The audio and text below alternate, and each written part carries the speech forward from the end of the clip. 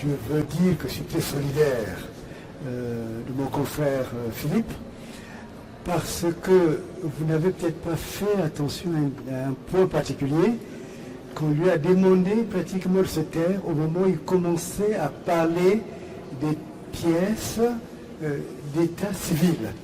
Au moment où il commençait à argumenter sur le fait que ce qui a été reproché dans l'affaire Kabyle était en réalité une erreur qui a été commise par la présidente du tribunal. Parce qu'il a dit que le tribunal avait même le droit de faire une injonction pour qu'on lui communique la pièce qui justifie que la CEDH avait été saisie. Or, sous mon autorité, la CEDH avait bien et bien été saisie. Or, c'est le seul argument par lequel il développait, une prescription imaginaire. Et je crois que c'est important parce que, en fait, ce qui allait dit plus tard par Philippe allait toucher l'ordre public, c'est-à-dire au-delà du tribunal. Donc, vous voyez, ce n'est pas parce qu'avant on l'a laissé parler, mais dès l'instant qu'il commençait à entrer dans les pièces, parce qu'après on allait toucher qui en France a 2 actes de naissance officiels, qui en France aura 2 actes de décès.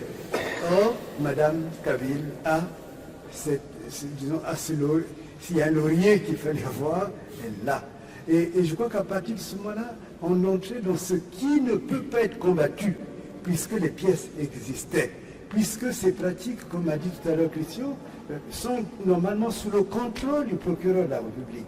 Ça signifie que si le procureur de la République ne sanctionne pas le fait d'avoir 2 actes de décès, le fait d'avoir 2 corps qui sont exhumés, et ainsi de suite, ça signifie qu'on n'est plus dans la République, qu'on n'est plus dans ce qui fait notre solidarité. Qu'est-ce qui fait qu'on se sent en sécurité en France?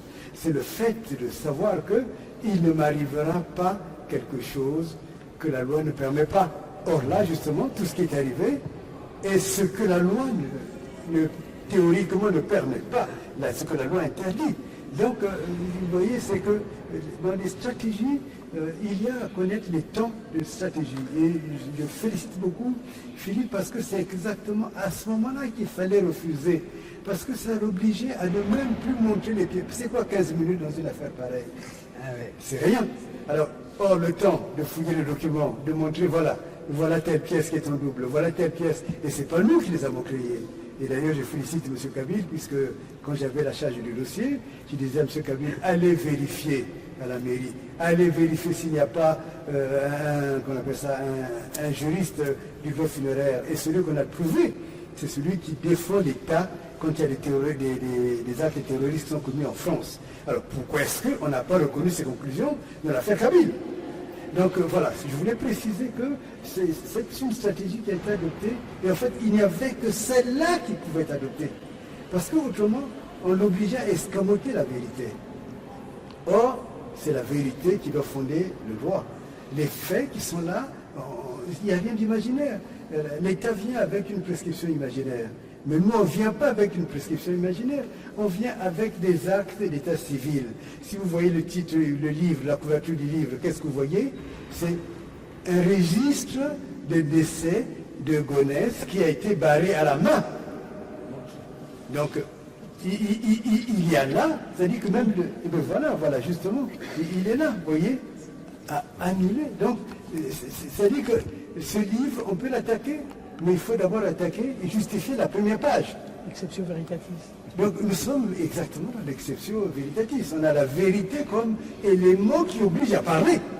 Donc vous voyez, c'est important pour dire que beaucoup sont venus me poser des questions et avec raison, mais je dirais que Philippe, tu n'avais pas d'autres options que d'arrêter. Parce qu'on t'obligeait autrement à escamoter, à dire pardonnez-moi monsieur le juge, pardonnez-moi monsieur le président. Non, il n'y a plus de pardon à demander, il y a à dire les faits. Voilà, je te félicite, cher confrère. Bravo. Bravo.